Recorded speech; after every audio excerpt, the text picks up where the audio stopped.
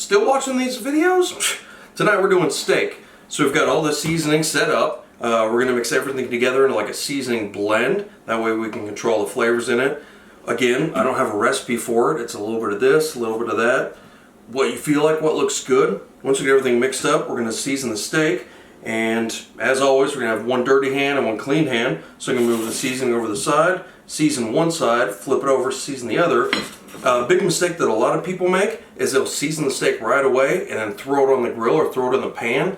And essentially you're cooking the seasoning instead of the steak. So you end up with kind of like a charred flavor rather than having all the seasoning kind of soak into the steak and let that flavor kind of marinate. Now we're going to start putting together the seasoning mix. So we're going to start with a little bit of kosher salt. I prefer kosher salt just because how thick and like coarse the grain is. So it looks like a lot, but as it starts to soak in, it really penetrates the meat. So it gives the whole thing a lot more flavor. Follow that up with a little bit of onion powder. Chase that with some ground mustard. And again, I'm not going to provide recipes because this is really the flavor. Then we're going to do some fresh ground black pepper. You can use already ground pepper, but the kind of the spice and the flavor when you grind it fresh is beyond and just like bizarrely more flavorful than what's already ground. Do a little bit of granulated garlic. We're going to get that mixed up, and then we're going to toss that and season the steak with it. So the steak's been out of the fridge for probably 5 or 6 minutes. We've got all the seasoning mixed up. So to that, we're going to sprinkle some over the top and kind of press that in just a little bit. Put a little bit, I guess it was the bottom, but it's the new top. But we're also going to go around the side, which is often overlooked. And the difference between what we're doing here today and what most people do is we're going to let this sit for about 10-15 minutes, almost come up to room temperature to let that soak in before we cook it off. The pan is hot. We're at like a medium-high heat. The steak has been rested for about 15, maybe 20 minutes, kind of bring it up to room temperature. We're going to pat it dry just because we don't want the moisture. We want it to actually sear in the pan instead of essentially like boil itself. So we're going to add a little bit of vegetable oil. Let that swirl around.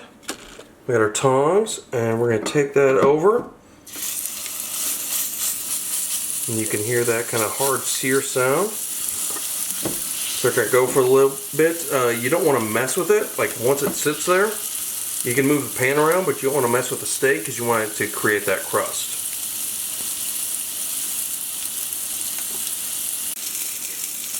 So as we start to pull in the steak, you can see it start to pull easy. So we're going to flip it over, finish on the other side. As you can see, we've got a nice crust on the one. So we're going to finish on the other side just for maybe like another minute. And then we're going to toss in the oven at 350 for maybe just 2 or 3 minutes. So it'll cook the whole thing to a nice medium rare. So the big thing with steaks and a lot of meat is you want to cut against the grain. Kind of the weird thing about filet mignon is the way it's set up. It's a long tenderloin. They cut it against the grain, but as it gets served like this. And you typically stick in your fork and cut it with the grain. So even though it is really tender and juicy, in a perfect world, you would put it on its side and cut it against the grain so that the slice that you do eat is extra tender. Here we've got a nice medium rare, a sear on the outside. So for me plating this tonight, we're going to cut it a little bit more against the grain, kind of shingle and tear it out, which will make it even more juicy, even more tender, and it will just kind of fall apart in your mouth. If you've watched the previous videos, we've talked about how to best cook a steak, how to best slice a steak, how to make really good mashed potatoes, and how to cook Brussels sprouts so your kids don't hate them. With the COVID going on, if there was a special occasion, you want to make something for your significant other, whether it was an anniversary or birthday, we're going to plate up something real quick. So I've got a piece of quartz here that I got from a stone company. It was just a sample, so it was free, but I got it cleaned, sanitized, everything dried off. So we're going to start with a little bit of the mashed potatoes. We're going to put a little pile of those on there, and then just kind of pull it out. After the mashed potatoes, we're going to come in with that steak.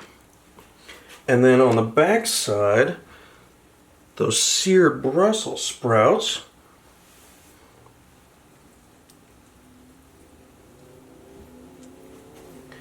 And to that, you've got kind of a special touch to a night that could be just another sad night stuck at home.